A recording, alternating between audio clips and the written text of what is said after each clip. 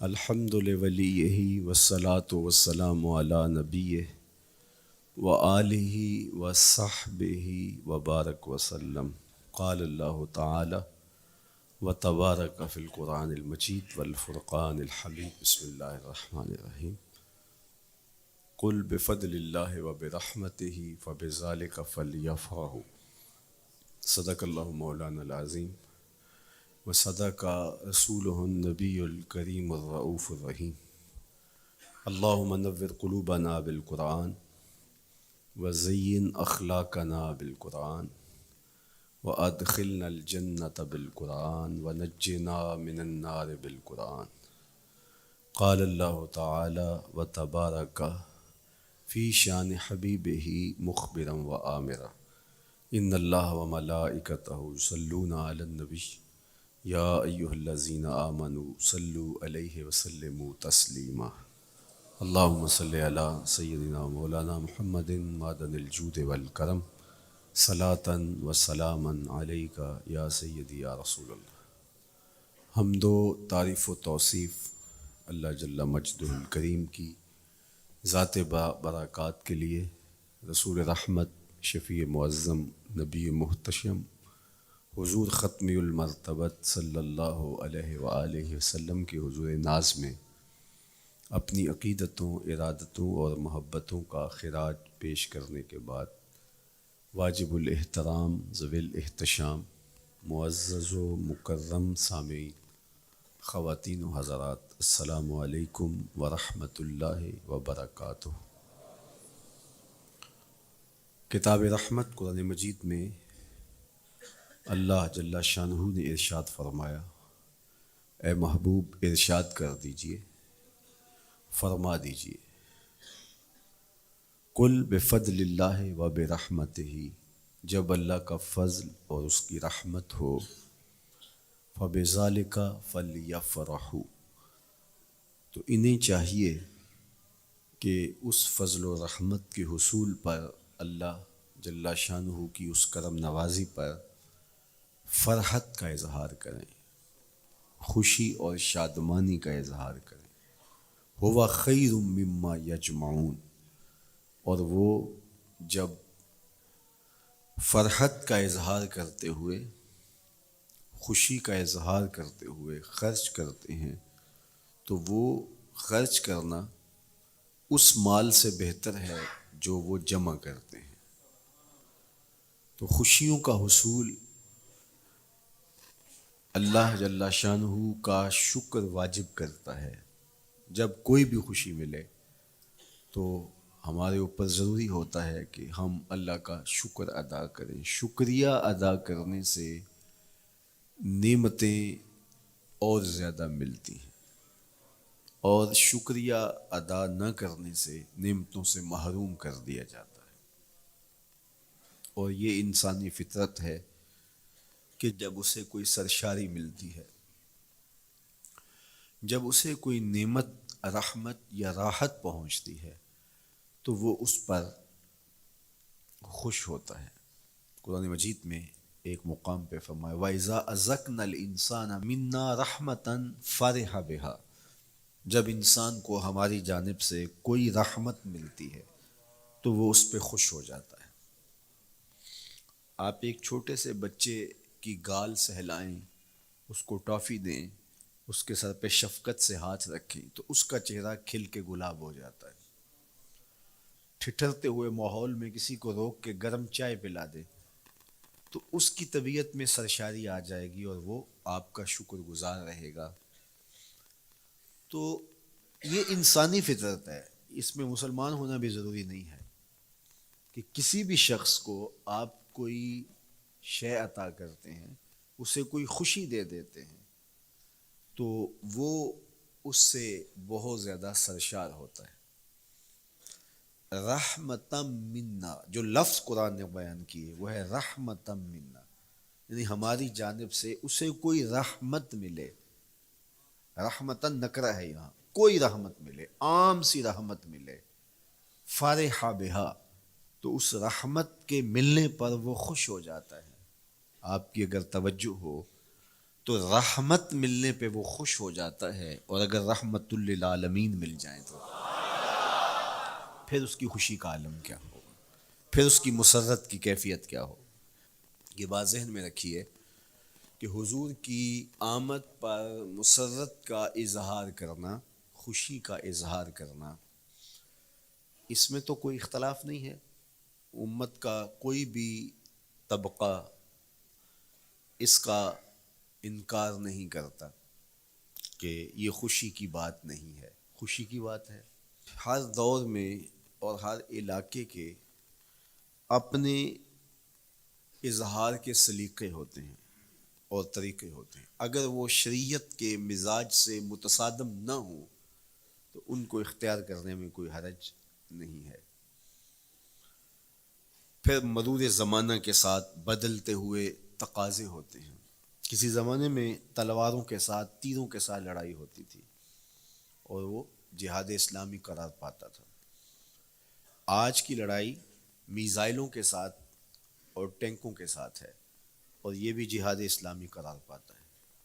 کوئی کہے کہ تیر و تفنگ کو چھوڑ کے، نیزہ و بالا کو چھوڑ کے، شمشیروں کو چھوڑ کے یہ میزائلوں پہ آ جانا، یہ ٹینکوں پہ اور یہ جدید آلات حرب پہ آ جانا، یہ دانش مندی نہیں ہے، یہ سنت سے انحراف ہے۔ تو میاں تو سنت کے مفہوم کو نہیں سمجھا۔ اس دور میں آلات حرب وہ تھے، بدلتے تقاضوں کے ساتھ آلات حرب یہ ہوئے، تو وہ بھی عین جہاد اسلامی تھا، یہ بھی عین جہاد اسلامی ہوگا۔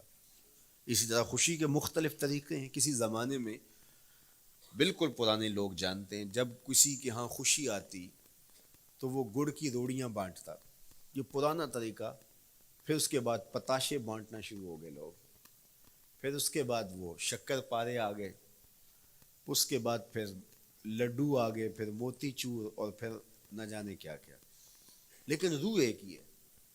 جو گڑ بانٹنے سے مسرت کا اظہار تھا، وہی آج جدید جو ہمارے پاس مٹھائی کی اقسام ہیں، ان کو بانٹنے سے بھی وہی مقصود ہے۔ کسی زمانے میں کسی کہ ہاں بیٹا ہوتا تو وہ گھر کے دروازے پہ پتے باندھ دیا کرتے تھے۔ یہ اس دور کی جھنڈیاں تھیں، اظہار کے لیے کس گھر میں خوشی آئی ہے۔ تو آج کے دور میں تو ہمیں پتے باندھے ہوئے نہیں ملتے۔ آج گھروں کے اندر ولادت مبارک کے یا مختلف طرح کے غبارے لگا دیے جاتے ہیں یا جھنڈیاں لگا دی جاتی ہیں۔ تو مختلف بدلتے ہوئے ادوار میں وہ طریقے ضرور بدلے، لیکن جہاں تک مسرت کا اظہار ہے، وہ روح بعین ہی ہر دور میں، ہر علاقے میں، ہر جو ہے وہ کلچر میں موجود ہے۔ کسی بھی خوشی پہ مسرت کا اظہار، مسرت اور سرور اور کیفیت کا اظہار، یہ انسانی زندگی ہے۔ اسلام ہمیں مسرتوں کے اظہار اور شکرانے کی صورت کے بہت سارے طریقے دیے ہیں، اس میں سے روزہ رکھنا بھی ہے۔ ان طریقوں میں سے ایک طریقہ نوافل ادا کر کے شکر کا اظہار کرنا بھی ہے۔ خیرات بانٹ کے، لوگوں کو کھانا کھلا کے مسرت کا اظہار کرنا ہے، لوگوں کو لباس پہنا کے مسرت کا اظہار کرنا ہے۔ اور اسی طرح دعوت ہے، مختلف مواقع پہ مختلف چیزیں ہیں۔ پیر کے دن حضور علیہ السلام روزہ رکھتے تھے۔ پوچھا حضور آپ پیر کے دن روزہ کیوں رکھتے ہیں؟ قال فیہ ولدت، کہا اس دن میں پیدا ہوا تھا۔ تو اپنی ولادت کا حضور دن پیر روزہ رکھ کے اللہ کے شکرانے میں دن گزارتے تھے۔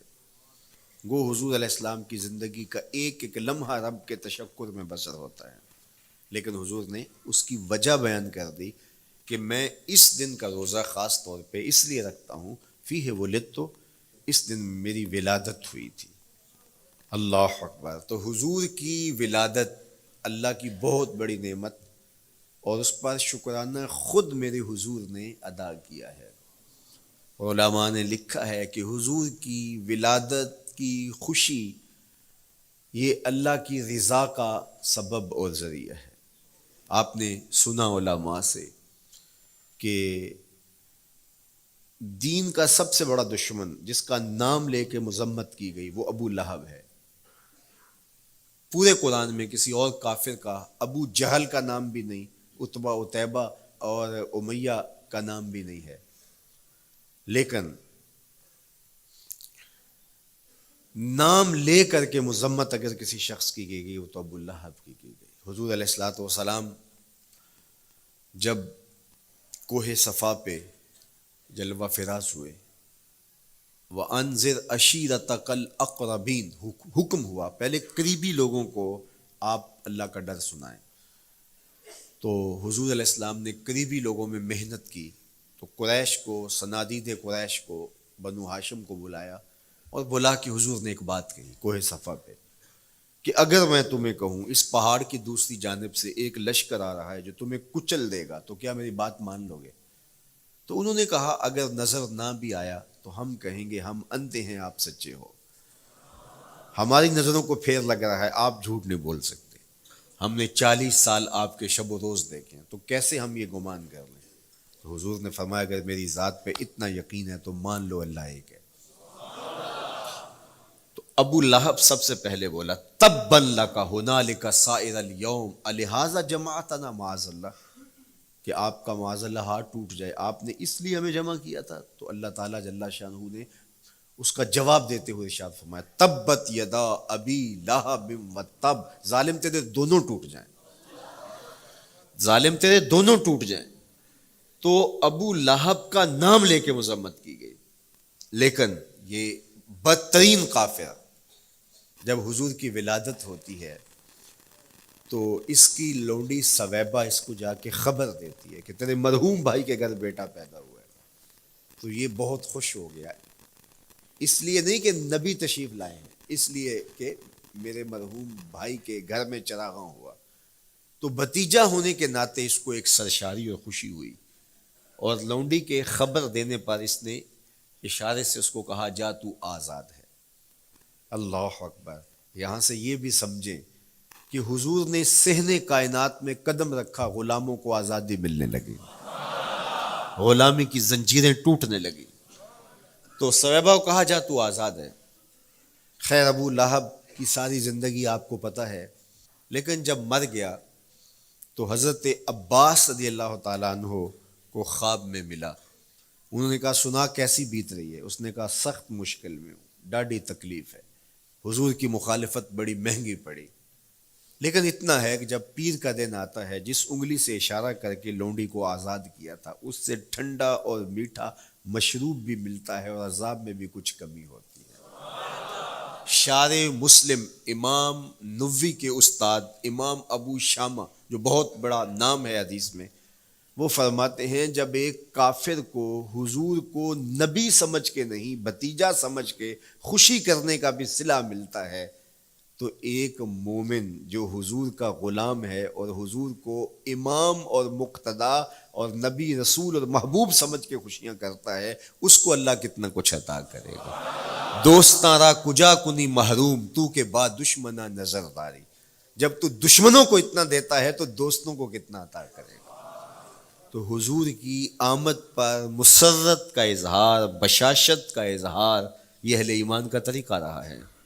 ہاں جو اس کا انداز ہے، کسی کو نوافل میں زیادہ سرور ملتا ہے وہ نوافل کثرت سے پڑھ لے، کسی کو زیادہ سرور روزے میں آتا ہے تو وہ روزے رکھ کر کے اس شکرانے کو ادا کرے، کوئی ذکر کی مجلس سجا لے، مختلف طریقے موجود ہیں۔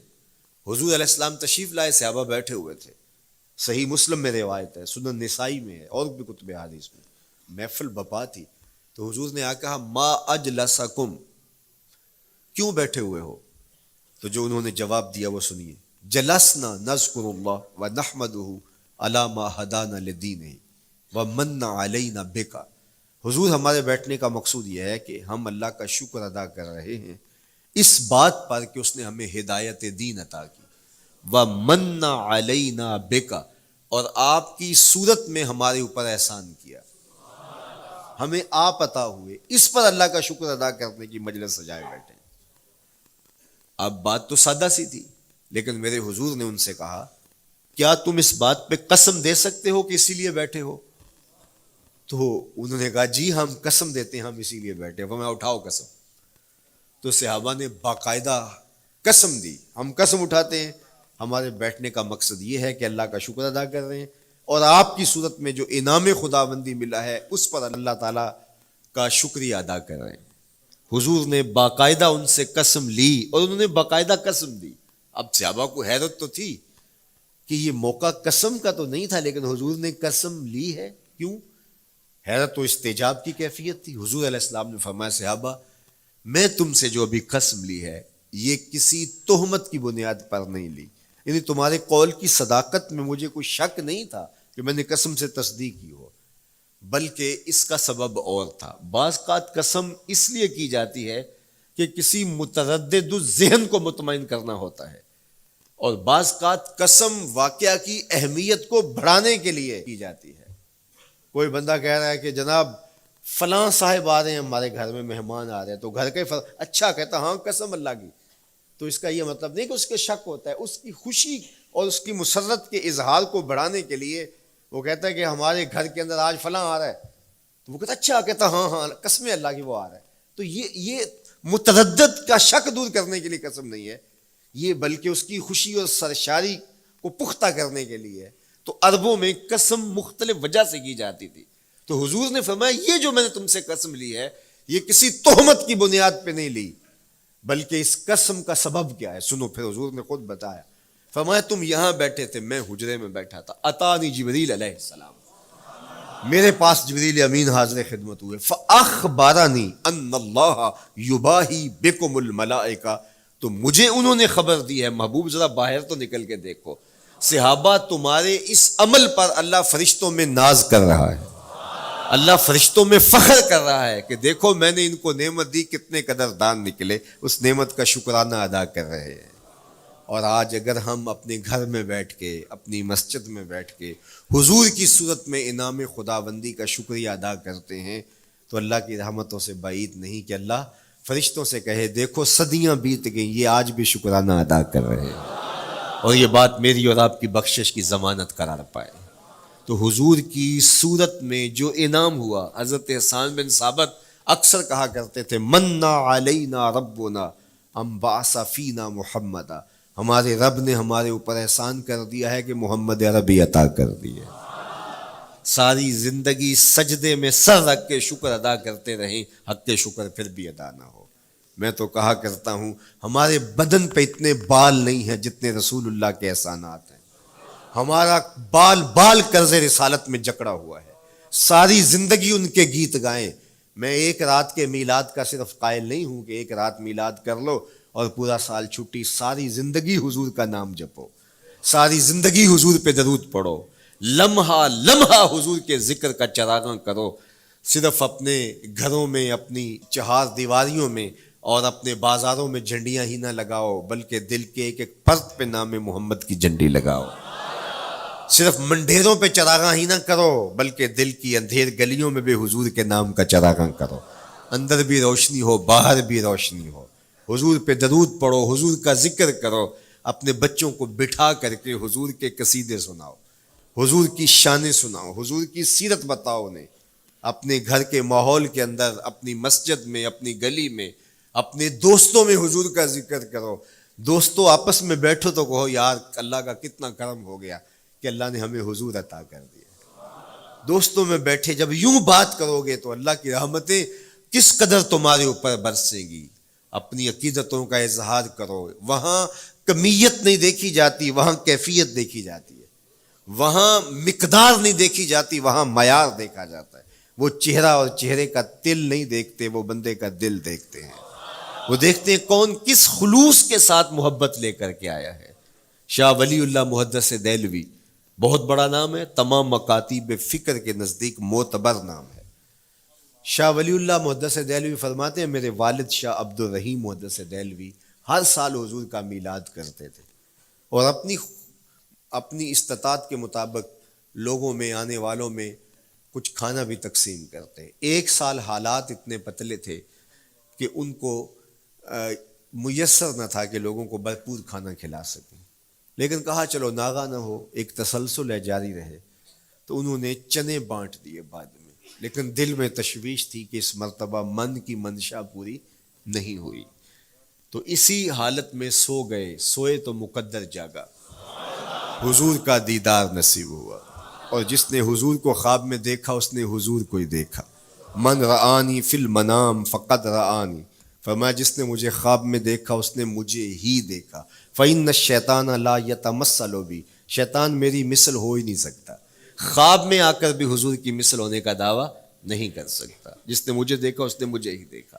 اور دوسری بات، حضور جس کے خواب میں آئے قصد، ارادے اور مرضی سے آئے۔ تیسری بات، حضور علیہ الصلوۃ والسلام نے خواب میں کسی کو کچھ عطا کیا تو وہ حقیقت میں عطا کیا۔ ویسے میں خواب میں کسی سے کچھ لیتا ہوں، آپ خواب میں کسی سے کچھ لیتے ہیں یا کسی کو کچھ دیتے ہیں تو وہ محض خواب ہوتا ہے۔ آپ نے کسی سے قرض لینا ہو تو وہ خواب میں آ کے ادا کر دے تو صبح اٹھ کے کھاتے سے نام کاٹ دیں گے؟ آپ کہیں گے خواب میں ادا کیا، بھوک میں تڑپتے سو گئے، رات عالی نسب ہوٹل سے کھانا کھاتے رہے، صبح بھوک محسوس کریں گے یا نہیں؟ خواب میں کھایا ہے نا۔ وہ کیا کسی نے کہا 100 بار میرے ہاتھوں میں تیرا دامن آیا، جب آنکھ کھلی تو اپنا ہی گرے باں تھا۔ کچھ نہیں ہوتا، خواب محض خواب ہوتا ہے۔ لیکن اگر حضور کسی کو خواب میں کچھ عطا کرے، امام بوصیری سے پوچھو، رات چادر ملتی ہے، صبح اٹھتے ہیں کندھوں پہ موجود ہوتی ہے۔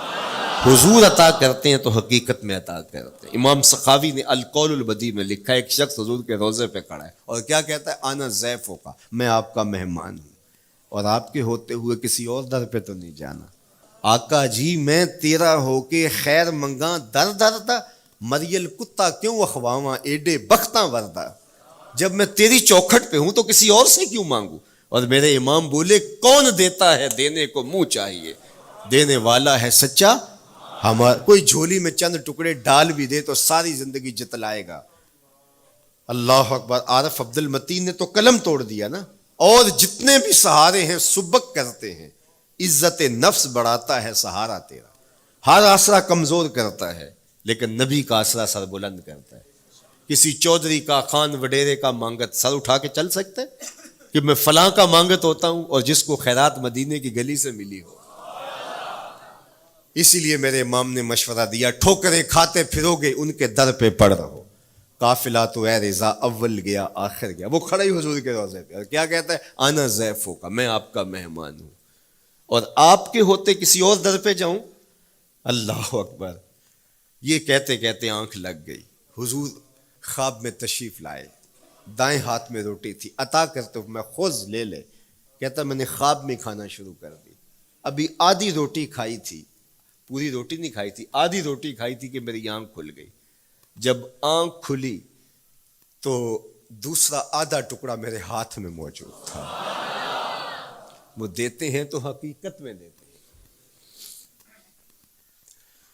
تو شاہ ولی اللہ محدث دہلوی فرماتے ہیں کہ میرے والد شاہ عبد الرحیم محدث دہلوی نے خواب میں حضور کو دیکھا، اور چونکہ دن یہ عمل گزرا تھا اور کہ مہمانوں کو خاطر خواہ تواضع نہیں کر سکا تھا، تو حضور کے سامنے انواع اقسام کی چیزیں پڑی ہیں، ان میں میرے والے چنے بھی موجود ہیں اور ان کے ساتھ شفقت فرما رہے ہیں۔ تو یہاں معیار دیکھا جاتا ہے، مقدار نہیں دیکھی جاتی، یہاں کمیت نہیں دیکھی جاتی، کیفیت دیکھی جاتی ہے۔ یہاں چہرے اور چہرے کا تل نہیں دیکھا جاتا، یہاں آنے والے کا دل دیکھا جاتا۔ یار چہرہ تو چمکدار تھا، اسی لیے ابو لہب کہتے ہیں نا، شعلے کی طرح چمکتا ہوا، لیکن جہنم کا ایندھن بنا، اور کالے رنگ والا، ہونٹ موٹے ہیں، لیکن کعبے کی چھت میں کھڑا اذان دے رہا ہے۔ اذان ازل سے تیرے عشق کا ترانہ بنی، نماز تو اس کی دید کا ایک بہانہ بنی، ادائے دید سراپا نیاز تھی تیری، کسی کو دیکھتے رہنا نماز تھی تیری۔ تو عقیدتوں کے رنگ اور محبتوں کے رنگ حضور علیہ السلام کے ساتھ جب کوئی پیش کرتا ہے تو رائے گانی جاتی۔ یہ وفاداروں کا در ہے، یہاں بے وفائی کا تصور ہی نہیں ہے۔ وہ ہاتھ پکڑتے ہیں تو پھر چھوڑتے نہیں ہیں، اس لیے ان سے محبت کا ربط قائم کیجیے، اپنی اولادوں کو حضور کا پیار سکھائیے، اپنے گھروں میں میلاد کیجیے۔ لازم نہیں ہے کسی عالم دین کو بلاؤ، آپ اپنے گھروں میں حضور علیہ السلام پر درود پڑھیے گا، بچوں کو بٹھائیے گا اور حضور کی سیرت کا کوئی واقعہ ان کو سنائیے گا۔ صحابہ اپنے بچوں کو بٹھا کر کے حضور کی سیرت بتایا کرتے تھے، حضور کا نقشہ بتایا کرتے تھے، حضور کے شمائل ذکر کیا کرتے تھے، اور کوئی صحابی ملتا تو تابعین جمع ہو جایا کرتے تھے اور اسے پوچھتے تھے اچھا بتاؤ حضور کی صورت کیسی تھی، زلفیں کیسی تھی. یہی میلاد ہے نا. میلاد میں حضور کے فضائل کا ذکر ہوتا ہے، شمائل کا ذکر ہوتا ہے، خصائل کا ذکر ہوتا ہے. اور موسم حج کا ہے. ایک اونچے ٹیلے پہ حضرت سیدنا ابو طفیل چڑھ گئے. یہ آخری صحابی ہیں، اس کے بعد کوئی صحابی نہیں. آخر میں سب سے آخر میں فوت ہوئے 110 ہجری میں. حضور کے وصال کے 100 سال بعد تک زندہ رہے. اونچے ٹیلے پہ چڑھ گئے اور لوگوں کو کہا لوگوں آؤ، اس وقت روئے زمین پہ میرے علاوہ کوئی نہیں جس نے حضور کو دیکھا ہے. بس انہی آنکھوں نے حضور کو دیکھا ہے. کیا ناز ہے. میرے ایک استاد ہوتے تھے سر محمد علی حاشر، اللہ ان کی قبر پہ رحمت نازل کرے.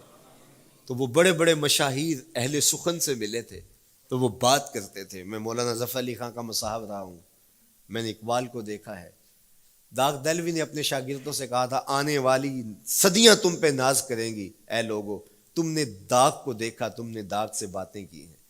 یار جس نے داغ دہلوی کو دیکھا ہے وہ تو ناز کریں، جس نے اقبال کو دیکھا ہے وہ تو فخر کریں، جو مشاہیر اہل سخن کے پاس بیٹھتا رہا ہے وہ تو فخر کریں، اور جس کی آنکھوں نے جمال محمد عربی دیکھا ہے وہ اپنے مقدر پہ ناز کیوں نہ کریں.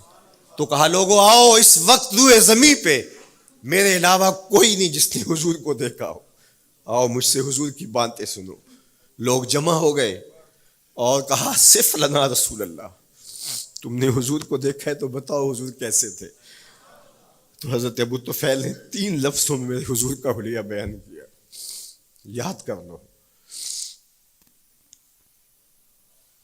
حضرت ابو طفیل نے کہا کان رسول اللہ صلی اللہ علیہ وسلم ابیض ملیحا مقصدا. ایک تو چٹے رنگ کے تھے، ایک تو حضور کا رنگ گورا تھا. دوسری بات ملیحن، حضور کا حسن نمکین تھا. اور تیسرا مقصدا، حضور متوازن تھے، نہ قد لمبا نہ قد پست، سوا صدر والبطن، سینہ اور پیٹ برابر. لیسا بالطویل الممغط ولا بالکثیر المتردد، نہ پست کے عجیب دکھائی دیں نہ اتنے لمبے کے عجیب لگیں بلکہ درمیانہ قد. لیکن اذا جامع القوم غامرہم، سن لو حضور کا قد تو درمیانہ تھا لیکن جب لوگوں کے درمیان چلتے حضور کے کندھے لوگوں کے سروں سے اونچے دکھائی دیتے. یہ اللہ نے شان دی اپنے محبوب کو. مکھ چند بدر شاہ شانی، متھے چمک دی لاٹ، کالی زلف تے اکھ مستانی.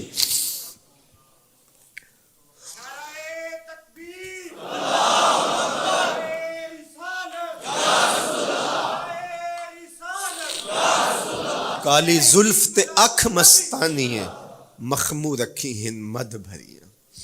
میں آپ کو مدینے کی گلی میں لے جانا چاہتا تھا کہ حضور علیہ السلام کی جب آمد ہوئی تو اہل مدینہ نے کس طرح جلوس نکالا، وہ عقیدتوں کے کیا رنگ تھے.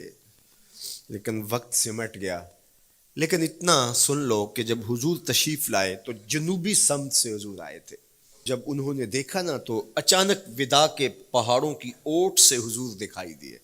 تو سیاہ پہاڑ ہیں تو ان سے جب حضور کا چمکتا ہوا چہرہ دکھا نا تو بے ساختہ انہوں نے کہا طلع البدر علینا، وہ دیکھو چاند چڑھ گیا ہے. طلع البدر علینا، وہ دیکھو چاند چڑھ گیا.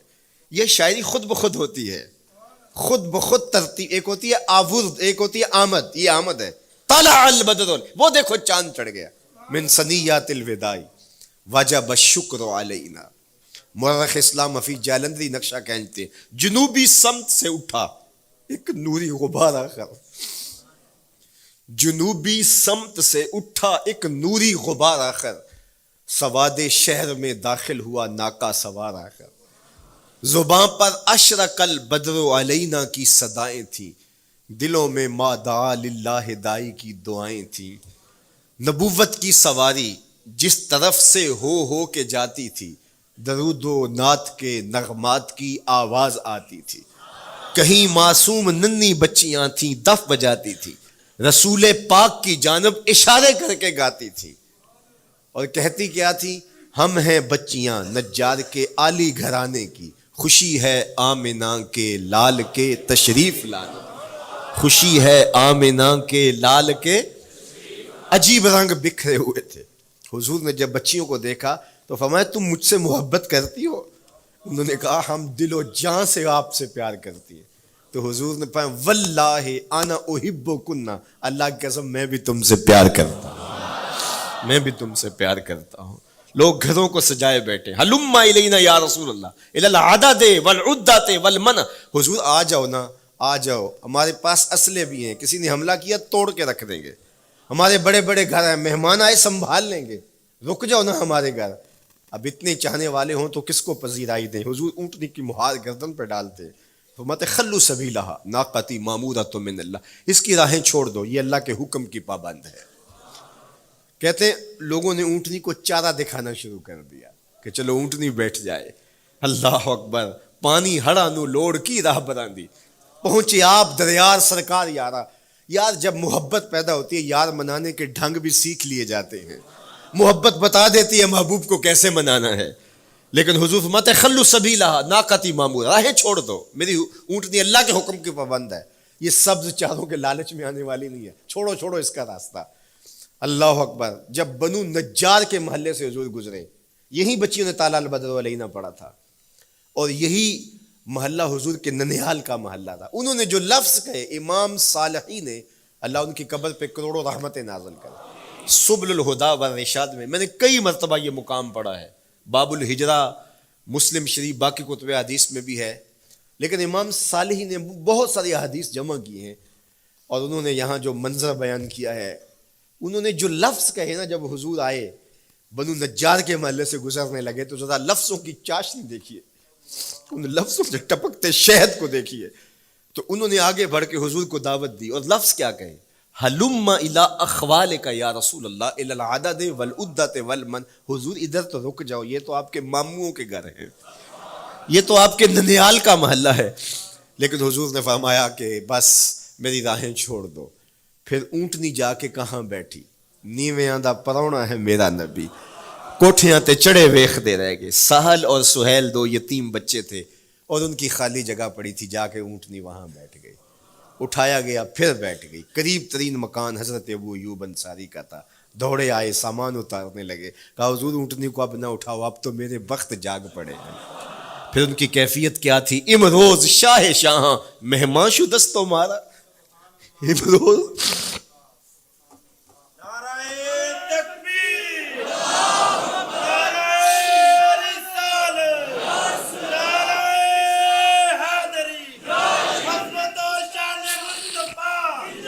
امروز شاہ شاہاں مہمان شدست مارا، جبریل با ملائک درباں شدست مارا. وہ کہتے ہیں آج شاہوں کا شاہ میرے گھر کا پرونا بن گیا ہے. یہ ابو ایوب انصاری کے جذبات ہیں. آج شاہوں کا شاہ، آج خسرو حسینہ ماہ نازنینہ، آج امام الانبیاء میرے گھر کا پرونا بنا ہے. کہاں میں کہاں نکہتے گل، باد صبا تیری مہربانی. کبھی اونٹنی کے پاؤں چوم رہے ہیں، تیرے بخت کے تو میرے گھر تک لے آئی.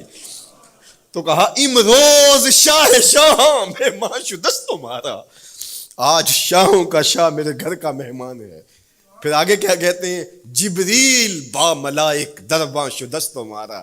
لوگوں جبریل کو دیکھو، آج میرے گھر کا پیرا دے رکھا ہے، آج میرے گھر کا چوکی دار بنا ہوا ہے، کیونکہ میرے گھر میں حضور ٹھہرے ہوئے ہیں. تو کیا حضور کی آمد کا جلوس تھا یار. صحابہ نے جو حضور کے آمد کا جلوس نکالا، ہم تو وہ رنگ پیش نہیں کر سکتے، لیکن میں آپ کو کہوں گا درود پڑھتے ہوئے آج جلوس میں شامل ہوں، حضور کے ذکر سے سرشار ہو کے جلوس میں شامل ہوں، اور پورے نظم کے ساتھ. اگر آپ کے جلوس میں کوئی کسی کی گاڑی گھس بھی آتی ہے، اس کو پیار دینا، اس کو راستہ دینا، اور اس کو حضور کی رحمت کا احساس ہو کہ یہ رحمت کو ماننے والے لوگ ہیں، اور حضور پہ درود پڑھتے رہنا، عقیدتوں کے رنگ میں رہنا.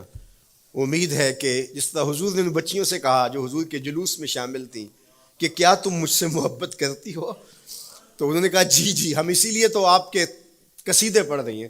تو حضور نے فرمایا واللہ میں بھی آپ سے محبت کرتا ہوں. تو ہو سکتا ہے حضور ہمیں فرمائے میرے میلاد کے جلوس میں آنے والوں میں بھی تم سے محبت کرتا ہوں. اللہ آپ کو سلامت رکھے. وآخر دعوانا ان الحمدللہ.